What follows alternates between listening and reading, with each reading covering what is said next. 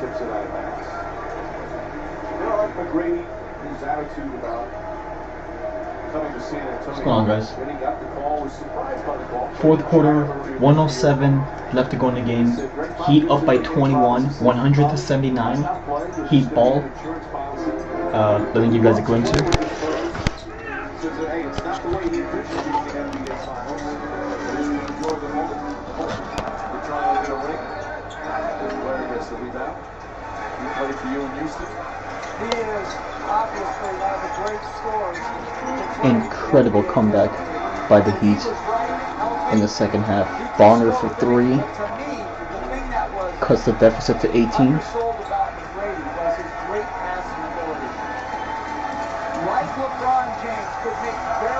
30 seconds left.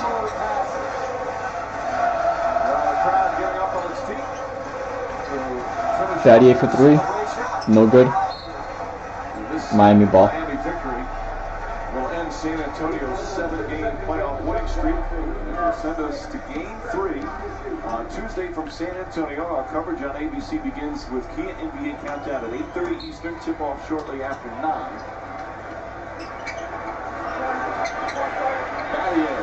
Wow. Nothing but bottom. Heat up by 21. 103 to 82. Final score not even indicative of how dominant this was from the end of the third to about middle of the fourth. That's a good shot. 33-5 run just blew this game over. 103-84.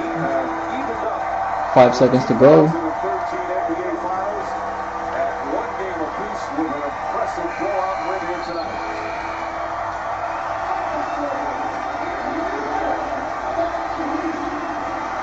Tim Duncan and the Spurs will head home with a split. They're simply not happy with the second half of this one. James after a slow start finish with 17 points, 8 rebounds, 7 assists, 3 steals, and 3 block shots. That's amazing. One of the stars for the Heat, Mario Chalmers, 19 big points. He's with Doris. Mario, before this series started, Greg Popovich observed that when any one of the big three might be struggling, you have a tendency to step to the front. How mindful of those opportunities are you in seeking your own offense? I'm very mindful of opportunities. You know, my teammates expect that from me. They always tell me I need to be more aggressive and be more of a leader. So that's what I'm trying to do and leave it all on the court. What was different about this team's defensive approach in the second half? We was able to make some adjustments that really helped us out. You know, the first game was just a fill-out game for us. You know, it's really our first time playing the Spurs when we're healthy and they're healthy. So it's going to take some time to get used to, and I think we made the right adjustments. What specifically did you do differently on Tony Parker? We just gave him different matchups. You know, we didn't let him get comfortable with one matchup with one person, but we just kept switching them, trying to keep on balance. Not trying to get you in trouble with that question, Mike. All right, Doris, Mario Chalmers, young man from Anchorage, Alaska. It's kind of like the little brother to the big three. LeBron James now with Doris. LeBron, there was a point late in the third where they had a 3-point lead. What happened from there? We got stops first of all, and then we started to make shots. Yep. We started to open up the floor. Our shooters made some shots, and you know, Rio did a great job of getting to the paint as well and creating offense for us. You are asked so often about how many times you shoot versus how many times you pass. When you're in the heat of the battle and you're finding guys as you did tonight, what are you looking for? Just a little opening. I know my shooters only need a little bit of room to get that shot off, and you know, for me, I struggled offensively, but I knew those guys would come through for me, and you know, they made some huge shots. You pride yourself on your defense. We'll probably run the footage here, so describe what you were thinking as Thiago Splitter came at you. Protect the rim. You know, Tony hit him with a great pocket pass, and you know, Splitter had a runway to the rim, and I was just like, hey, just make a play. Amazing block, by the way. So just try to change the game some way defensively, and Look I at was that. happy I was able to get a good block. He thought he was going to tomahawk it. Spurs do offensively Whew. is triggered by Tony Parker. Nasty. How much can you sustain what you did tonight? But he's a great player. We just want to try to make it tough on him. He's going to find creases, get his shots, get his looks. Just like you said, they run the offense through him. Just try to throw as many bodies at him as possible and see if we can wear him down. He has a great motor, one of the biggest motors that we have in our game. But I think our guards, our bigs, did a great job of communicating tonight, and we did a great job. We appreciate the game 5. All right, Mike. All right, Doris, who would have thought that in a game they led by 27, you'd only have 17 points but did so many other things in the second half. And he told Doris on this one, I just wanted to make a play. He turned it into one of the most extraordinary nasty in his block. career. Such strength from LeBron James and the Miami Heat with a resounding 19-point win to even up the finals. T-Mobile presents the All right. choice. Commercial break right now. Let's wait till it comes back. Guys, this was just an amazing game. You know, I thought the Heat were gonna be in a dogfight, but second half came. You know, they just lighted it up. You know. Oh, it's back. Continues Tuesday on ABC from San Antonio with Game 3 tip-off shortly after 9 Eastern. Coverage begins with Kia NBA Countdown at 8:30 Eastern. When they head to San Antonio, all tied up at one game apiece. Eric Spoelstra's team tying it up with a huge win. Let's listen to some Eric Spoelstra from tonight. These are the games you guys are going to be just absolutely drooling for 20, 25 years from now. I'm talking about a tough play. Loose balls, offensive rebounds, tipped balls. It's going to be the little things. Hey, listen.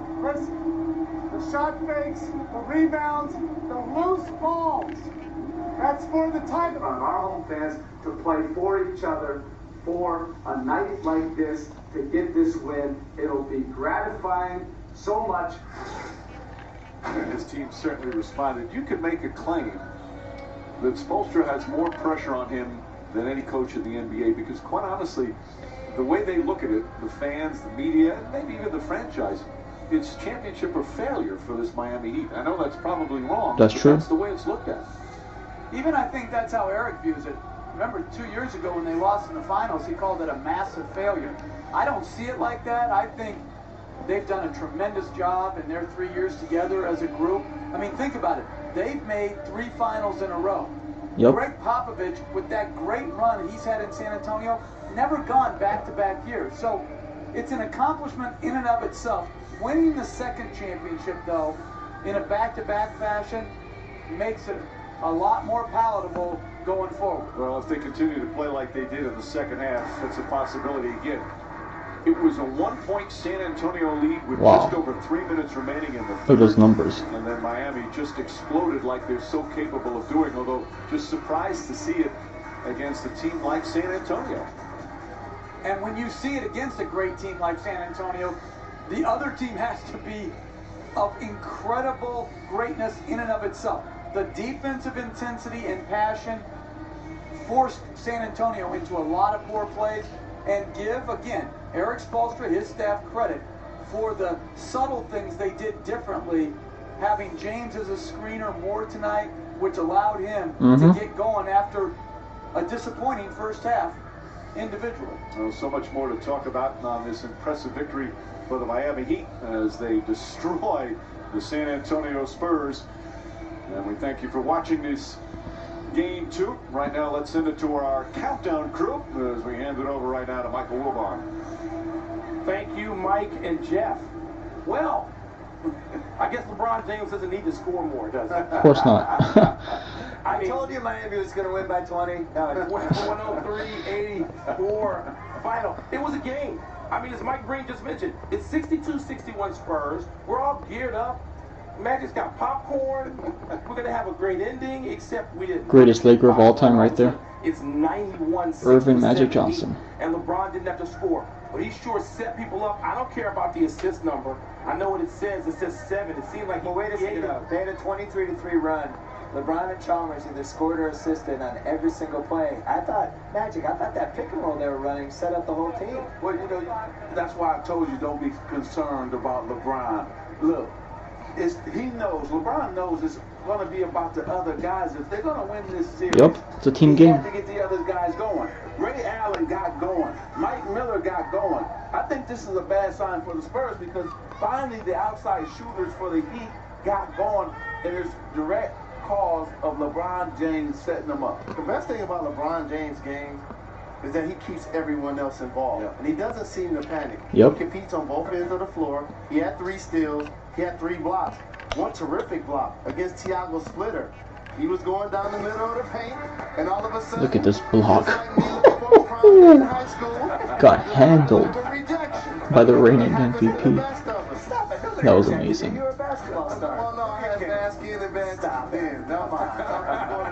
Come on. But with that being said, LeBron James, he can play a complete game, but I want to give a credit to Mario Chalmers. He had 19 points, drop pass to LeBron James, and Eric Spoelstra changed up where LeBron James was getting the basketball. Put him on the elbow.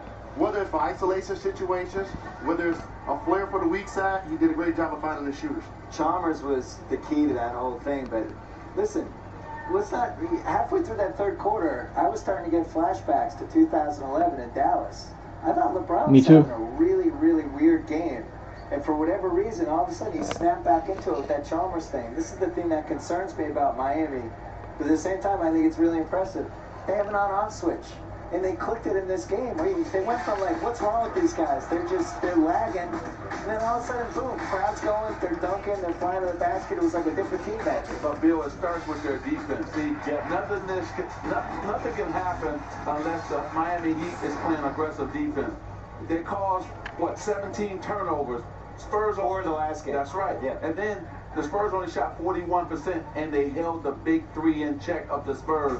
Tim Duncan only got 9 points. Tony Parker didn't look like himself because of that double team that he saw causing those turnovers. That's right. Look at this graphic right here with the turnovers from game one. And also, Manu getting in foul trouble didn't help them either. We got to talk about Manu. Foul trouble is not his primary problem. Well, that's true. Seriously, look, Manu Ginobili is going straight to the Hall of Fame. This guy's been spectacular on multiple continents. He's been great. I have never seen Manu Ginobili look more lost in a game. He couldn't even stand up. Yeah. He's falling down around the court. He's stumbling. He's just a turnover machine. He's bricking shots you're used to seeing him hit. What are we seeing from Manu Ginobili, guys? He's trying to do too much. And I think that he's got to be more patient, Michael, because what he's trying to do is split the defense and do all the things. Right. One thing about the Miami Heat defense, they're too athletic, too fast, too quick. He can't make those moves. And then when you make bad decisions on Miami, they turn them into layups and dunks. And that's how the game got out of control, was when the Spurs turned it over about 3 or 4 times in a row and let the Heat get out into transition where they're at. One note on turnovers real quickly. Yep, that's enough of that. Time for my take on it. Put my light on. Put this camera back on. Alright, let me zoom out. You know, honestly, up until the second half, I thought that we were going to see deja vu from the 2011 LeBron James because, you know, honestly, after game 1, I was going to make a video to talk about LeBron being passive in game 1, but I said, you know what, I'll just wait till the end of game 2. If the same thing happens that did in game 1, and then I'll make the video talking about LeBron and how we're seeing shades of him from the 2011 championship where they lost at Dallas. But fortunately that was not the case, well, at least not in the second half, because in the first half LeBron, all he had was 4 points. Sure, he had 4 assists, but you know, 4 points in the first half is, I'm not gonna say it's garbage, but it's not good. Let's see here. Let's see here. The Spurs. There was a span of 7 minutes and 58 seconds. The Heat had 33 points, 12 out of 15 from the field, and only 1 turnover. And in that same span, the Spurs had 5 points, 2 out of 10 from the field, and 6 turnovers. I should tell you something, right? LeBron had 17 points on 7 of 17 shooting, 8 rebounds, 7 assists, 3 steals, 3 blocks, and the most notable block was the emphatic one on Thiago Splitter, where Splitter thought that he was going to tomahawk that, but LeBron had other plans. LeBron had 13 in the second half. I believe 8 or 9 of those came in the fourth quarter. I know it was at least 8. I believe was it 9 points? I'm not sure, but it was 8 or 9 points in the fourth quarter. I can't recall exactly. But again, amazing game. Series split at 1, going to the AT&T Center in San Antonio, Texas for games 3, 4, and 5. So make sure you guys stay tuned to that. And it just goes to show that LeBron's performance tonight shows that, you know, you do not have to have a ton of points to dominate a game. All right, so do not criticize him for having only 17 points. All right, guys. Take care of yourselves, and I'll get to you guys soon. All right, take care.